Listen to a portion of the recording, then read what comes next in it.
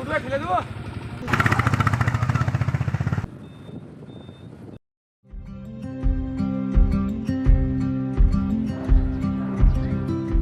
বন্ধুরা, self help hashtag PS ব্লগে সবাইকে স্বাগত জানাই। কলকাতা টু দার্জিলিং বাইক ট্রিপের সেকেন্ড এপিসোড নিয়ে আমি দিশা আবার হাজির হয়ে গেছি। ঘড়ির সময় জানান দিচ্ছে এখন বাজে ওই 11:30টার মতো, আর আমরা ফুল গ্রুপ রেডি টু গো। আজ আমরা যাচ্ছি শিটং। এখান থেকে শিটং ওই 50 কিলোমিটারের মতো। তো বড় গ্রুপ, একটু টাইম তো লাগবে, বাট তাও আশা করি আজকে আমরা একটু তাড়াতাড়ি রিচ করে যাবো। তো সবাই একদম রেডি, টাইম নষ্ট না করে চলো ঝটাপট করে বেরিয়ে পড়ে যায়। বন্ধুরা, ব্রেকফাস্ট আমরা আগেই করে নিয়েছিলাম বেরোনোর, কারণ অলরেডি আমাদের বেরোতে অনেকটাই লেট হয়ে গেছিলো। কেমন লাগছে কাগজের ওপরে পরোটাকে? দারুণ পরোটা, দারুণ সবজি। তো বন্ধুরা, শিটংয়ের উদ্দেশ্যে আমরা জার্নি স্টার্ট করে দিয়েছি। আর পেছনে তোমরা সবাই দেখতেই পাচ্ছ যে গ্রুপের প্রচুর দাদারা আসছেন। এটা একটা হিউজ গ্রুপ ট্যুর, প্রায় 30 থেকে 31টা বাইক একসাথে, বুঝতেই পারছো। আর এখানকার যারা সিনিয়র দাদারা রয়েছেন তারা ভীষণ ভালো গাইড করছেন, কারণ পাহাড়ে আমাদের first time journey. Do and don'ts ওনারা খুব ভালো মতো বুঝিয়ে দিচ্ছেন। ওভারঅল এটাই বলতে পারি যে গ্রুপের দাদারা ভীষণ হেল্পফুল। এখানে নিয়ারেস্ট পেট্রোল পাম্প থেকে আমরা ফিউল আপ করে নিয়েছিলাম। এটা আমি এখন অবধি কখনো দেখিনি যে মেয়েরা ফিউল আপ করিয়ে দিচ্ছে। মেয়েরা এখন কোন ফিল্ড আছে যেই ফিল্ডে মেয়েরা নেই, এটা দেখে ভীষণ ভালো লাগলো আমার। সত্যি এখন আর বলতে কোনো দ্বিধা নেই, proud to be a woman. আর পাহাড়ের ডাকে আমরা চলে পড়েছি।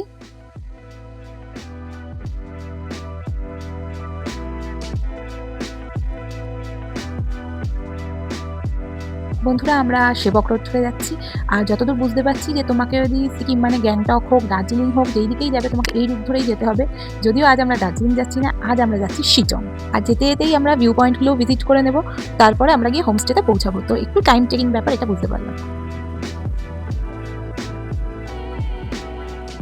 আর এখান থেকেই আস্তে আস্তে চড়াই শুরু হচ্ছে। যদিও দাদারা আমাদেরকে আগের থেকেই বুঝিয়ে দিয়েছিল যে চড়াই শুরু হলেই কিভাবে কি স্পিড মেনটেন করতে হবে।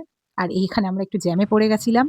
তারপর আস্তে আস্তে করে উঠছিলাম, কেননা বলেই দিয়েছিল যে চড়াই যখন শুরু হবে তখন স্পিডটা কিভাবে মেনটেন করতে হবে, ওই ফার্স্ট গিয়ারে রাখতে হয়, এগুলো অনেক কিছু বলে দিয়েছিল দাদারা, খুব হেল্প করেছে। আমরা আস্তে আস্তে ওপরের দিকে উঠছি। তো আমরা যেহেতু ফার্স্ট টাইম এসেছি, আমরা বিগিনার্স, কারণ আমরা ফ্ল্যাট রোডে চালানো বা পেছনে বসা ব্যাপারটা আলাদা, কিন্তু যখন খাড়াই বা ঢালানে উঠতে হয় সেই ব্যাপারটা খুব আলাদা একটা এক্সপিরিয়েন্স। এটা বীভৎস একটা, মানে একটা ভয়েরও কাজ করে, আবার সুন্দর দৃশ্য দেখে সেটা দেখেও আবার চোখ সরানো যায় না, যেটা আমি পুরো উপভোগ করতে করতে গেছি। সঞ্জয় যদিও অতটা পারেনি, কজ ওর ফুল কনসেন্ট্রেশনটা তখন বাইক চালানোর দিকে ছিল, আর সেটাই খুব স্বাভাবিক, সেই জন্যই আমরা সাই সালামত আছি। মাঝে একটা জায়গায় আমরা চা কফি খেতে দাঁড়িয়েছিলাম, আর সেই ক্যাফেরই উইন্ডোর থেকে আমি এই ভিউটা নিই। ওপরে পাহাড় আর নিচে নদী, খুবই সুন্দর লেগেছে দেখতে, জাস্ট দারুণ।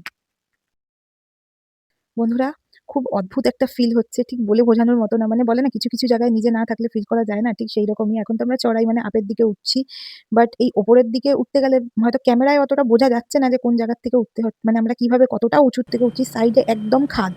আর যেহেতু আমরা প্রথমবার, আমাদের এক্সপিরিয়েন্স নেই সেইভাবে, তো স্বাভাবিক হয়তো আমাদের ভয় লাগাটা। ফ্ল্যাট রোডে চালানো একটা অন্য ব্যাপার। অনেকেই ভাবে যে ও, আমি তো ফ্ল্যাট রোডের হিরো, আমি 80তে 90তে বাইক চালাই, আমাকে কে ধরবে। হ্যাঁ, ওরকম কোনো ব্যাপার না। মানে যখন অফরোড আসবে তখন কিন্তু অবস্থা খারাপ হয়ে যায়। টু হুইলার্স নিয়ে পাহাড়ে আসা বা হিল ক্লাইম্ব করা কিন্তু অতটা ইজিয়ার নয় বা ইজি নয়, যতটা আমরা হয়তো ইউটিউবে, ফেসবুকে ওই ভিডিওসগুলো দেখে বুঝি, একদমই তাই নয়। আর বলতে না বলতেই অফরোড শুরু। আমি ভিডিও করবো কি, আমার দেখেই হাত পা কাঁপছে। এই জন্য ডবলে না গিয়ে আমি নেমে গেছি, ওরা যাতে সিঙ্গেলে ভালোভাবে তুলতে পারে। বাইকে পাহাড়ে এসে দুটো কথা খুব ভালো মতো আমি বুঝে গেছি।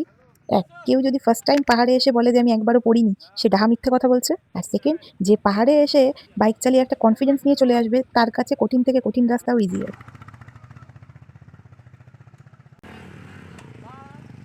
শিটংয়ের কাছাকাছি গিয়ে আমরা প্রায় 1.5-2 কিলোমিটারের মতো রাস্তা পুরো অফরোড পেয়েছিলাম। আমরা আবারও একটু চা খেতে দাঁড়িয়ে পড়েছিলাম সবাই।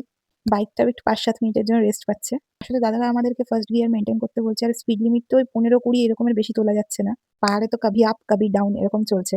তো যখনই আমাদের ঢালানে নিচুর দিকে নামতে হচ্ছে, না চাইতেও হাত ব্রেকে চলে যাচ্ছে।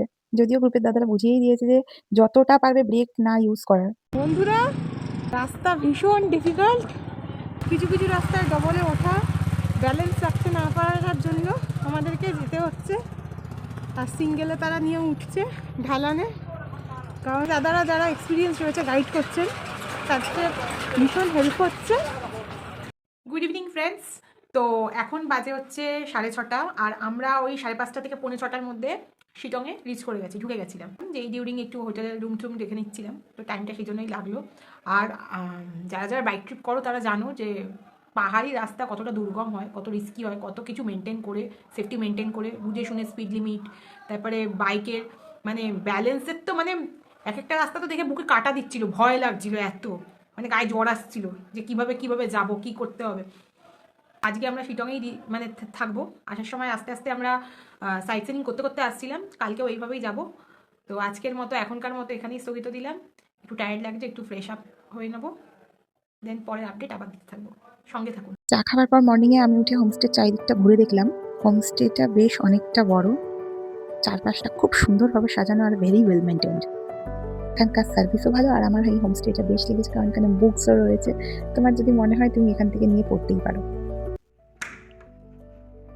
আর এই আমাদের রুমের ব্যালকনি থেকে বাইরের ভিউ, উফ কি সুন্দর লাগছে বন্ধুরা, জাস্ট বোঝাতে পারছি না। মানে চোখের থেকে বড় কোনো ক্যামেরা সত্যি হয় না। শিটংয়ে আমরা একদিনই ছিলাম। রওনার পূর্বে হোমস্টে দিয়ে আমাদের সমর্থন জানালো। আর এই যে আমার অক্সিজেন, আমার বর। Thank you.